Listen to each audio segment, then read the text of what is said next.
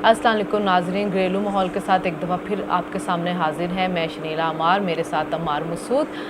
और आज हम डिस्कस करेंगे कुछ जो आजकल नैब के ऊपर जो बड़े सवालात उठ रहे हैं, जो उसके कानून के अंदर तरमीम हुई है, उसके बारे में इमरान साहब का कहना है कि इन्होंने अपने आप को NRO 2 दे दिया। हुकूमत का कहना है कि 80% तरमीम वही हैं जो PTI की हुकूमत ने की थी, और बाकी जो 20% वो हैं जिनके बारे में इमरान ने मुख्तलिफ़ इदारों से राय ली हुई थी। तो उसके बारे में भी हम बात करेंगे।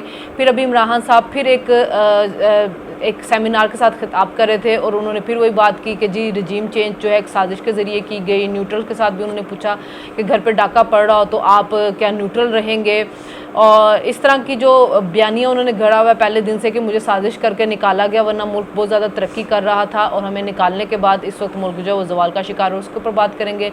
पंजाब के अंदर जो बाई इलेक्शन होने हैं 17 जुलाई को 20 सीटों के ऊपर, जिनके ऊपर हमजा शहबाज शरीफ की हुकूमत टिकी हुई है, उसका मुस्तकबिल जो है वो उससे वाबस्ता है, और स्पीकर जो है उसका वो मुस्तकबिल भी उन्हीं इलेक्शन के नताइज के साथ वाबस्ता है। उसके ऊपर भी हम बात करेंगे। तो सबसे पहले हमारे बात कर लेते हैं नैब के कवानीन की। आप क्या समझते हैं कि ये जो तरमीम की है इस हुकूमत ने, ये किस हद तक ठीक है कि वाकई अपने आप को NRO 2 दे दिया? अच्छा, ये खान साहब का बड़ा पुराना नैरेटिव है कि ये नैब को ख़त्म कर देंगे और ये जो है ना चोर डाकू गद्दार जो है NRO ले लेंगे और मैंने इनको छोड़ना नहीं था, और ये वो थोड़ा सा इसकी डिटेल में जाना ज़रूरी है कि ये इशू क्या है और इसको लॉजिकली डिस्कस करने की ज़रूरत है। हमें गुज़िश्ता हुकूमत में पता है कि नैब किस तरह काम करता रहा। वज़रा ऐलान करते थे फ़लाँ शख्स गिरफ़्तार होगा, और नैब का चेयरमैन एक सादतमंद बच्चे की तरह अगले दिन उन्हें गिरफ़्तार कर लेता था। फिर उसके बाद इमरान खान ख़ुद अमेरिका में जाके कहते रहे कि मैं नवाज़ शरीफ के घर कमरे से AC उतार लूँगा। ये वज़ीर आज़म का काम नहीं होता।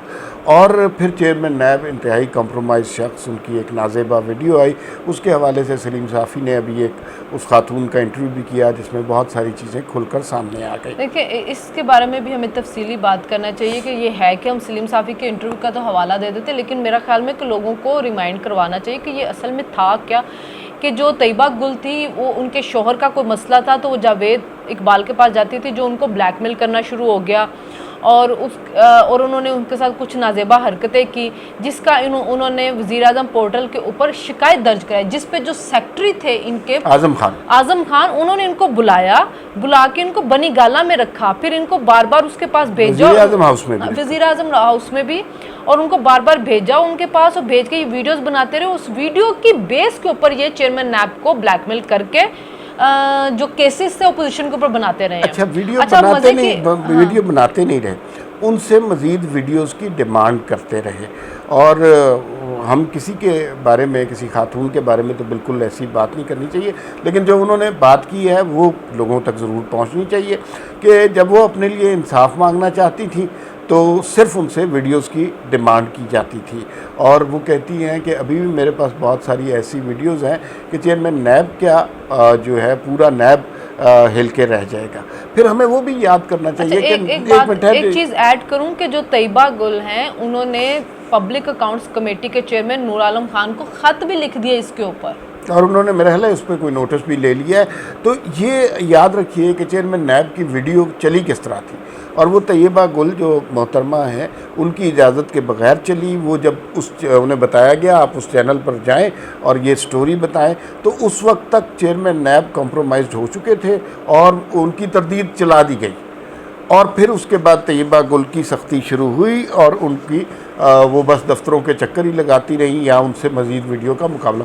तो एक ऐसा चेयरमैन नैब हमारे ऊपर मुसल्लत रहा है जिसने भेड़ बकरियों की तरह सियासतदानों को, अपोजिशन के लोगों को जेल में डाला।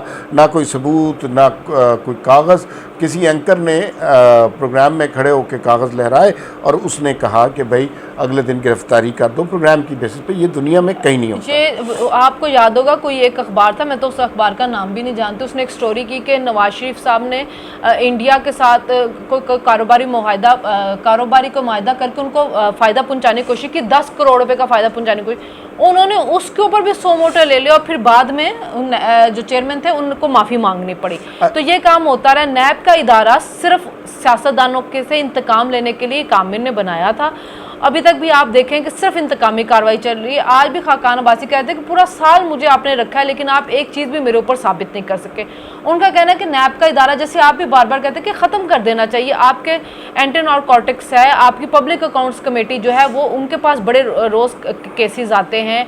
उसके अलावा FIA का इदारा है, आपके बेतहाशा इदारे, आप उनको स्ट्रॉन्ग करें, उनके से पकड़ें।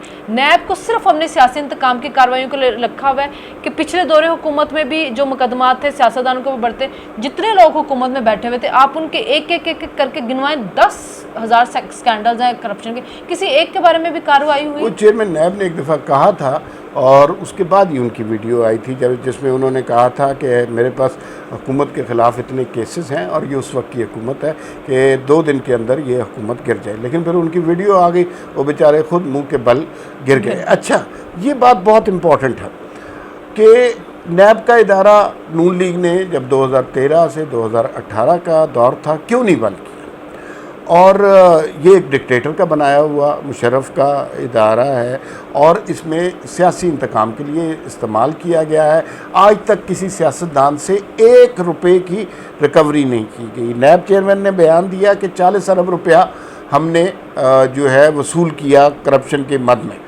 जब मिनिस्ट्री ऑफ फाइनेंस से बात की गई उन्होंने कहा 40 अरब तो कोई नहीं आया, हमारे पास 1.6 बिलियन आया और वो भी प्रॉपर्टी के लोगों से आया, किसी सियासतदान से 1 रुपया भी कवर नहीं किया। और मज़े की बात यह है KPK में जो एहतसाब का इदारा था वो खान साहब ने बंद कर दिया। उसने 2-3 तरह मालूम जब्बा वगैरह की स्टोरीज़ पे काम करना शुरू किया तो उन्होंने कहा नहीं भाई हमारा नहीं एहतसाब करना, अपोजिशन का एहतसाब करना।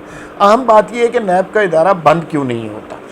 हर हुकूमत चाहती है कि इसे बंद कर दें, हर अपोजिशन इसके ख़िलाफ़ नारा लगाती है, इसलिए कि एक गुलगुला सा मच जाता है, शोर पड़ जाता है कि नहीं नहीं नहीं ये NRO देने लगे हैं, ये जो है मुल्क का पैसा लूटने वाले फ़रार होना चाह रहे हैं। वो पब्लिक प्रेशर क्रिएट कर देते हैं, उसकी वजह से नैब जैसे इदारे को बंद नहीं किया जा सकता और यही तहरीक इंसाफ अब कर रही है। हालांकि ये अगर अक्लमंदी करें, हुकूमत के पास पूरा इख्तियार है कि ये नैब को उसी तरह यूज़ करें जिस तरह इमरान खान ने यूज़ किया, लेकिन ये नहीं कर रहे और बहुत अच्छी रवायत डाल रहे हैं, बिला वजह गिरफ्तारियाँ नहीं डाल रहे, तो इससे तहरीक इंसाफ को फ़ायदा है।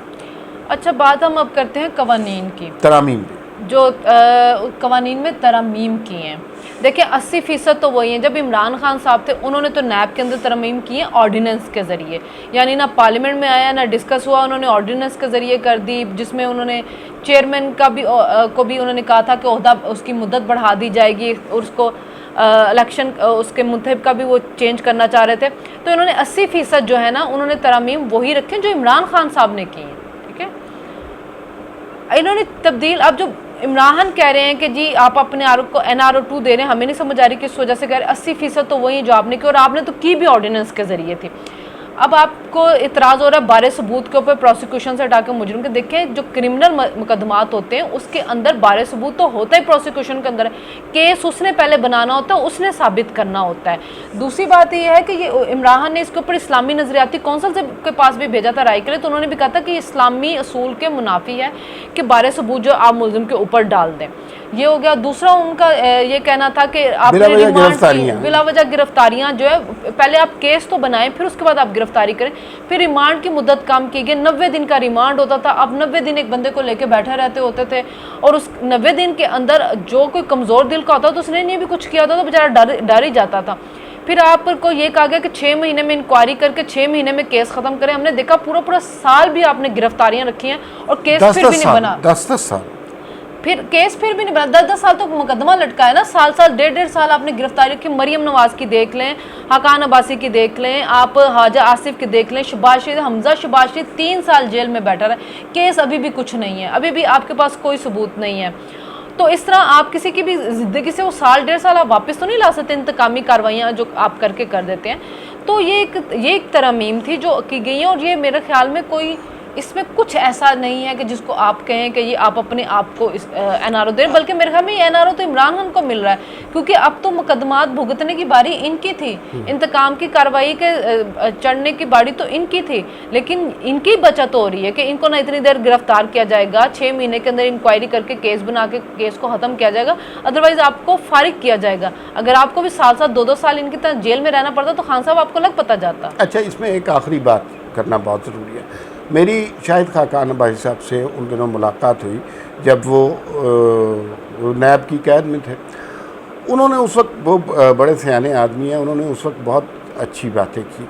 उन्होंने कहा कि नैब का इदारा बंद होना चाहिए। ये जो करप्शन का रट्टा लगाते हैं ना, इससे बेसिकली होता ये है कि इन्वेस्टर आपका खौफज़दा हो जाता है, ब्यूरोक्रेट आपका खौफज़दा हो जाता है, और ब्यूरोक्रेट खौफज़दा हुआ। इमरान खान के तमाम दौरे हुकूमत में ब्यूरोक्रेसी ने कोई काम नहीं किया। इन्वेस्टमेंट का हाल आपने देख लिया। फॉरेन एंटरप्रेन्योर जो है वो अगर पाकिस्तान में कोई काम करना चाहता है वो नहीं करता। यहाँ पे तो यही रट चल रही है जो है करप्शन की। करप्शन दुनिया में किसी भी, अमेरिका हो, चाइना हो, रूस हो, हर जगह करप्शन की कुछ ना कुछ शरह मौजूद होती है, लेकिन उसको बेस बनाकर आप मुल्क की इकॉनमी को तहोबाला नहीं कर सकते। तो बेहतर ये है कि, और फिर हमारे पास इन्वेस्टिगेशन के इदारे हैं। ये दलील ये नहीं है कि आप करप्शन को प्रमोट कर रहे हैं। हमारे पास एंटी करप्शन है, FIA है, FBR है, अब ISI है। ये सारे इदारे इसकी तफ्तीश करने के काबिल हैं। तो आपने एक ऐसा इदारा जो हर आइन, हर कानून से मावरा है, जो सिर्फ सियासी इंतकाम लेता है, वो बनाना जो है। दूसरी बात ये कि जो सरकारी मुलाजमीन के ऊपर जो है मुकदमात नहीं बनेंगे, या काबीना के अंदर जो डिसीजन लिए गए वो नैब में नहीं, ये तो इमरान खान ने पास किए ना कवानीन, और तो इमरान खान ने हाँ, किए। इसमें ये भी है कि अगर किसी शख्स से, फ़र्ज़ कीजिए एक सड़क बनाने का ठेका है, वो ठेके में कुछ नुकसान हो गया, तो अगर जिस शख्स ने वो ठेका साइन किया उसको कोई माली फ़ायदा नहीं हुआ, उससे जजमेंट कॉल की गलती हुई है, और गलती किसी से हो सकती है, तो आप उसको कटहरे में खड़ा नहीं कर सकते, इसलिए कि ये जजमेंट कॉल की गलती हो सकती है। उसने कोई माली फ़ायदा अगर नहीं हासिल किया। लेकिन आज शाहिद खाकान अब्बासी ने पहली दफ़ा बहुत गुस्से में बात की। उन्होंने कहा जो भी है, और वो ज़ाती तौर पर उन्होंने कहा, जो कि टेलीविज़न पर चला भी, उन्होंने कहा जो गुज़श्ता चेयरमैन नैब था मैं उसको नहीं छोड़ूंगा, इसलिए कि वो मुल्क से भाग जाएंगे। और उन्होंने कहा कि वो मुल्क से भाग जाएगा, और उसका दस्ते रास्त जो था शहजाद अकबर, वो सबसे पहले भाग गया, और ये भी भाग जाएगा। लेकिन शाहिद खाकान अब्बासी ने कहा ये कहीं पर भी जाए मैं इसको नहीं छोड़ूंगा। और जिस शख्स ने इतने जुल्म किए हों इस मुल्क की जमहूरियत को, अपोजिशन को, और सियासत के नाम को इतना बदनाम किया हो, उस शख्स को जो है नहीं छोड़ना चाहिए, उसको करार वाकई सज़ा मिलेगी। वरना हम कब तक माफ़ करते रहेंगे? कभी हम खोसा को माफ़ कर देते हैं, कभी साकिब निसार को माफ़ कर देते हैं, कभी परवेज़ मुशर्रफ को माफ़ कर देते हैं। कम से कम चेयरमैन नैब को तो पकड़ सकते हैं, इसको तो ज़रा कटहरे में खड़ा करना चाहिए।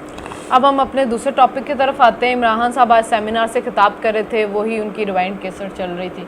अच्छा, अब जनाब साहब ने कहा है कि जी मुझे तो 1 साल पहले से साजिश का पता चल गया था, तो फिर ये साइफर इतना लेट क्यों आया? वो जो है ना, खान साहब, कल मैं एक प्रोग्राम में गया था, उन्होंने कहा कि ये इमरान खान, एक खातून थी, उन्होंने कहा इमरान खान को भेजा इसलिए गया है कि ये नैब के कवानीन में तरामीम करें। तो एंकर ने बड़ी अक्लमंदी से पूछा कि अब ये फाइनल हो गया है कि इमरान खान को इसलिए भेजा है, क्योंकि स्टार्ट तो आप हुए थे आलमी साजिश से कि असल में इमरान खान को इसलिए भेजा है। फिर आपने कहा कि यूरोपियन यूनियन जो है वो मिला हुआ है, फिर आपने कहा रूस का दौरा मसला हो गया, फिर उसके बाद आपने दुनिया जहान की फ़ौज को बीच में शामिल कर लिया, उन्हें जानवर कहा, उन्हें सब कुछ कहा। अब आखिर में वो इस बात पर मुत्तफिक हो गए हैं कि ये जो नैब में तरामीम थी ना, इसकी वजह से इमरान खान को भेजा गया। थोड़े दिनों तक ये भी बदल जाएगा, ये बदल जाएगा। और कह रहे हैं साल पहले पता था, तो आप रिजीम चेंज का तो आपके पास 9 मार्च को आ रहा है ना लेटर, तो साल पहले से वो टोनल ने इतना लेट क्यों लिखा इनको खत, जब इनको साल पहले। और रूस का दौरा तो आपका हुआ फरवरी में जाके, तो फिर साल पहले कौन सी थी जिसकी बुनियाद के ऊपर? तो खान साहब को खुद समझ नहीं आती कि मैंने क्या कहना। वो कभी कुछ बोलते कभी कुछ बोलते हैं, और उनके जो सपोर्टर, जाहिर है एक वोट बैंक उनका है, और वो जो वोट बैंक है वो उनका नैरेटिव हमेशा ले रहा होता है। और ये होता है कि अल्लाह ताला ने हर एक के हिस्से के बेवकूफ़ पैदा किए। इमरान के हिस्से के जो बेवकूफ़ है वो बहुत ज़्यादा ही बेवकूफ़ है। तो उनको कोई फ़र्क नहीं पड़ रहा होता ना, वो देख रहे होते कि खान साहब के बयानात में इतनी तब्दीलियाँ आ रही होती हैं, वो पे गौर ही नहीं करते हैं, क्योंकि वो सुनते हुए सर ढूंढ रहे थे कि मुर्शिद आप जैसा कोई आया ही नहीं, ना कोई आएगा। और वो इतना सर धुन रहे थे कि उनको पता ही नहीं चलता कि खान साहब बोल क्या रहे हैं। अच्छा। फिर खान साहब ने कहा कि जी जो न्यूट्रल हैं उनसे पूछा कि अगर आपके घर पे डाका पड़ रहा है तो चौकीदार हूँ, और आपके घर पे डाका पड़ रहा है तो आप पे न्यूट्रल है।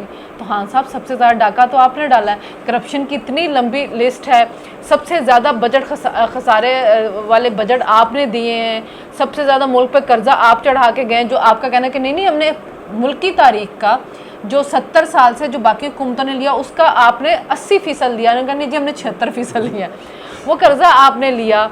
आप बताएं कि आपने मुल्क में काम कौन कौन से किए हैं। और तो वो चौकीदार को पता चल गया था ना कि आप क्या काम करें, मुल्क तबाह हो रहा था, तो उन्होंने आपको हटाया है और उन्होंने हटाना ही था आपको। अच्छा, इसमें बहुत ज़बरदस्त डिबेट है ये, और कल भी कहीं डिस्कस हो रहा था, और उसमें ये है कि इमरान खान की क्या स्ट्रेंथ अभी इतनी है कि उससे बहुत सारे लोग जो डिसीजन मेकर हैं, इदारे हैं, अदलिया है, वो खौफज़दा हैं, तो या पब्लिक पॉपुलैरिटी इतनी ज़्यादा है। तो हम जैसे जैसे दिन गुजरते जा रहे हैं हम ये देख रहे हैं कि जो लोग हैं अवामी सतह पर, जलसे हों या इमरान खान साहब की पब्लिक मीटिंग्स हो, उसमें लोगों की तादाद कम होती जा रही है। और ये अभी हमने इस्लामाबाद में भी देख लिया, F9 में जो महंगाई के ख़िलाफ़ एहतजाज किया, 1000 लोग भी नहीं थे। वकला से उस दिन ख़िताब करने गए तो वो भी तकरीबन 150 लोग थे।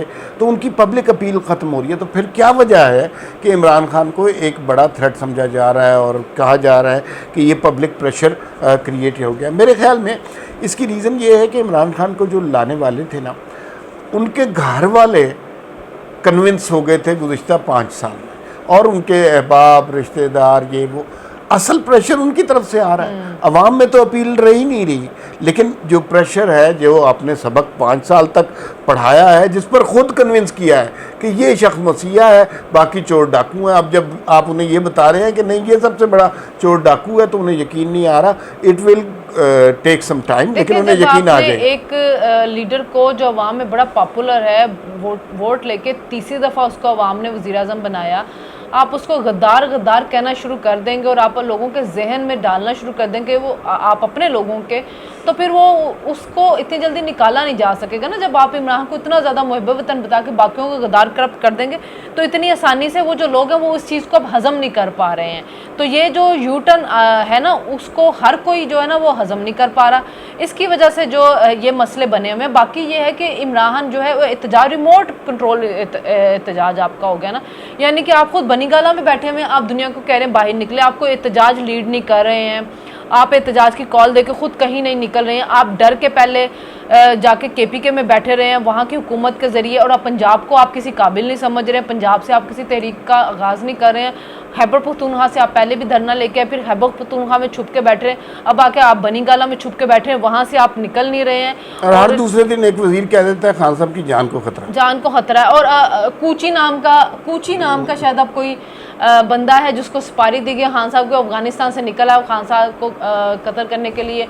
तो ये जो चीज़ें ना, ये ज़्यादा सुपारी नहीं दी, सौंफ सुपारी दी है। और ये जो है ना खुद ही ये थ्रेट क्रिएट कर रहे हैं हर चौथे दिन के बाद ये वो, क्योंकि असल में ये खौफजदा शख्स के जो है ना बयानात होते हैं। आपके ख्याल में जब नवाज़ शरीफ ने GT रोड का सफ़र किया था, इस्टेब्लिशमेंट से पंगा लिया था, नवाज शरीफ की जान को खतरा नहीं था? उनको कहा गया था क्या मोटरवे से जब मरियम नवाज ने हर जगह जलसे में खिताब किया और खुलकर नाम लिए, उनकी जान को नहीं खतरा था? वो रुके ना, वो फिर खड़े रहे, वहाँ तो नहीं बयान आता है कि जान को खतरा है। तो दलेरी इसे कहते हैं। राहदारियाँ जमानत आप लेते फिर रहे हैं, जेल जाने से आप डर रहे हैं। कोई लीडर होते आप कहते हैं हाँ जी मुझे भेजो जेल अगर मैंने कुछ किया। मरियम नवाज खातून होकर लंदन से चल के आई, बीमार माँ को छोड़ के, और जेल के अंदर गई। लीडर होते हैं वो लीड करते हैं, फ्रंट से करते हैं। नवाशी मरियम नवाज खुद गए पीछे, उनकी पार्टी भी जेलों में जाती रही है। आपकी सारी पार्टियां तो जमानतों के लिए इधर से उधर भागते, और आप दूसरे लोगों को ताना देते थे जमानतों का। अब आप खुद ख्वार होते फिर रहे हैं एक अदालत से दूसरी अदालत जमानत लेने के लिए। अब आते हैं अमल खान साहब, आप देख रहे हैं। अब आते हैं हम पंजाब की सियासत की तरफ। पंजाब में इस वक्त आप देख रहे हैं कि परवेज़ इलाही खुद को वज़ीर आला समझ के असम्बली को अपने तरीके से चलाना चाह रहे हैं। हमजा शहबाज शरीफ जो वज़ीर आला बने हैं पंजाब असम्बली से, लेकिन जिन लोगों ने उनको वोट दिया वो D सीट हुए हैं, तो उनकी सीटों के ऊपर बाई इलेक्शन हो रहे हैं। क्या देख रहे हैं आप कि उसमें किस तरफ सियासत जाएगी, और किसका पलड़ा आपको ज़्यादा भारी लग रहा है, और उम्मीदवारों का चुनाव कैसा है? नवाज लीग ने अगर उन लोगों को जो 20 सीट हुए हैं उनको टिकट दे के अच्छा किया है क्या? अच्छा देखिए, मेरे ख्याल में टोटल 20 सीटों पर ज़िमनी इंतखाब हो रहा है। ये वही लोग हैं जो तहरीक इंसाफ के लोग थे और इन्होंने हमजा शहबाज के हक़ में वोट दिया, तो इसकी वजह से ये 20 सीट हो गए।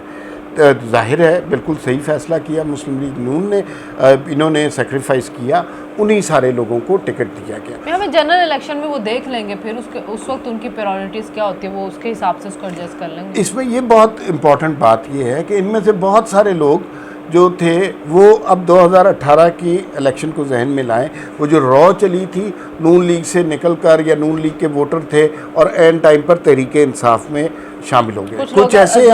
कुछ ऐसे थे जो आज़ाद भी थे और आज़ाद मुंतखब हुए, लेकिन फिर आपको पता है जहांगीर तरीन का जहाज़ चला और उसके बाद फिर जो है आपने देखा कि वो किस तरह लोग तहरीक इंसाफ में शामिल किए गए। ये इलेक्शन बड़ा क्रिटिकल और वाइटल इसलिए दो वजूहात की। एक तो पंजाब में जो मसाइल हो रहे हैं कि अभी तक बाकायदा काबीना का ऐलान नहीं हुआ, उस तरह वज़ीर ख़जाना अभी कोई नहीं है, पीपल्स पार्टी ज़्यादा शेयर मांग रही है, पाई में से हर एक अपना शेयर मांग रहा है। हमजा शहबाज अभी तक पूरे कंट्रोल में नहीं है। जो बजट इजलास है वो ऐवान इकबाल के अंदर हो रहा है, परवेज़ इलाही थानेदार बड़े बने बैठे हैं। ये सारे मसाइल हल हो जाएंगे जब ये 20 सीटें जो है इन पे इलेक्शन हो। इसमें हमें ना उम्मीदवार का ये भी देखना होगा कि जो आज़ाद हर उम्मीदवार का अपने हलके में ना कुछ वोट बैंक अपना भी होता है, असर व रसूख होता है, कुछ बरादरियों का वोट होता है, कुछ उन्होंने वहाँ पे काम करवाया तो उसका होता है, फिर ज़ाहिर है पार्टी का अपना वोट भी होता है। तो उसमें डिपेंड करता है कि अगर उम्मीदवार तगड़ा है, जैसे आज़ाद उम्मीदवार है, जाहिर है वो तो अपना वोट बैंक लेके आए, अगर वो तगड़ा है उसके अपने वोट है तो उसके साथ जब नवाज लीग के वोट ऐड हो जाएंगे तो उसके जीतने के चांसेस ज़्यादा होंगे। जहाँ पे सिर्फ उम्मीदवार पार्टी के टिकट पे आया होगा तो फिर उसमें दोनों पार्टियों के वोटों का देखा जाएगा कि उसमें से कौन से पार्टी के वोट ज़्यादा है, तो वो उसमें फिर पार्टी के वोट काउंट करेंगे। तो हर हलके की सियासत जो है वो मुख्तलिफ है। देखना अब हमें ये होगा कि उससे पहले आहिस्ता आहिस्ता रुझान पता चलना शुरू हो जाएगा लोगों का कि लोगों का रुझान किस पार्टी की तरफ से। हुकूमती पार्टी को हमेशा एज होता है क्योंकि लोगों को लगता है कि अभी ज़िमनी इंतखाबात में अगर हमने अपोजिशन की पार्टी को वोट दिया तो हमें फ़ायदा कोई नहीं है। हुकूमती पार्टी को वोट देने का फ़ायदा ये होता है कि चलें आपके हल्के को कुछ काम हो जाएंगे। दूसरी ये है कि बाज़ लोगों का कहना है कि इमरान खान का बयानिया बड़ा पॉपुलर हो रहा है तो उसकी बुनियाद पर उसका वोट बैंक बढ़ रहा है। तो ये जो ज़िमनी इंतखाबात हैं ये बता देंगे आपको कि वाकई क्या इमरान खान का बयानिया पॉपुलर हो रहा है। इसके रिजल्ट बहुत ज़्यादा जो है ना ये सिमत सेट कर देंगे। अच्छा, ये बिल्कुल आखिरी बात जो है उस पर थोड़ी सी बात करके बात ख़त्म करते हैं। इमरान खान का बयानिया सोशल मीडिया पे बड़ा बिकता है। ये पहला रियल टेस्ट होगा इमरान खान का पॉपुलैरिटी का और मुस्लिम लीग नून की पॉपुलैरिटी का। ये नशिस्तें याद रखिए तहरीक इंसाफ ने पहले जीती थी या इनके लोग शामिल हो गए थे, तो ये बड़ा क्रिटिकल है। अगर जो आम अंदाजे हैं कि 20 में से 14, कुछ राना सनाउल्लाह ने कहा 16 नशिस्तें इनकी कन्फर्म है, 4 पे ज़रा क्रिटिकल मुकाबला होगा। अगर ये नताइज इसी तरह रहते हैं तो जहाँ पंजाब असम्बली का मसला हल हो जाएगा, वहाँ पर लोगों के जहनों में जो इमरान खान का बुखार चढ़ा हुआ है वो भी उतर जाएगा और बात बिल्कुल क्लियर हो जाएगी कि सोशल मीडिया और ट्विटर ट्रेंड बनाने से नशिस्तें नहीं जीती जाती। देखना ये ना कि रिजल्ट को कितना मानते हैं, इनको आदत है ना धांधली खुशोर डालने। और शाह महमूद कुरैशी ने तो पहले से डालना शुरू कर दिया और शाह महमूद कुरैशी के बेटे की सीट पर बड़ा टफ मुकाबला क्योंकि वहाँ पर आज़ाद उम्मीदवार जीता था शाह महमूद कुरैशी से, ठीक है। तो अभी शाह महमूद कुरैशी ने अपने बेटे को खड़ा किया है तो वो उम्मीदवार खुद भी तगड़ा है और उसको नवाज लीग की भी सपोर्ट है और उसको यूसर रजा गिलानी की भी सपोर्ट है, तो वो भी एक बड़ा वो वहाँ पे बड़ा दिलचस्प मुकाबला होगा वैसे उस हल्के में। तो ये बड़ी क्रिटिकल पोजीशन है, सिचुएशन है ज़िमनी इंतखाबात की। और फ़र्ज़ कीजिए कि जो नून लीग के बयानिया है कि जी हम इतने पंजाब की सबसे पॉपुलर पार्टी हैं, फ़र्ज़ कीजिए इन 20 में से ज़्यादातर नशिस्तें दोबारा पीटीआई रीगेन कर लेती है, तो इसका मतलब है कि नून लीग को पीटीआई पंजाब में डैमेज कर सकती है, जो कि बड़ा ही अलार्मिंग फैक्टर होगा और वो जनरल इलेक्शन की टोन सेट करेगा।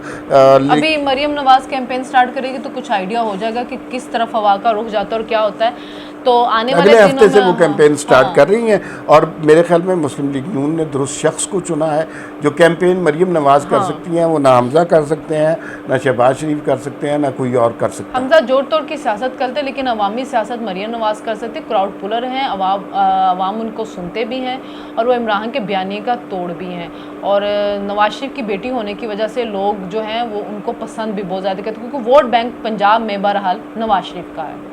अब मज़ीद आपसे किसी और मौजू पर बात होगी, फ़िल वक्त इतना ही, इजाज़त दीजिए, अल्लाह हाफ़िज़।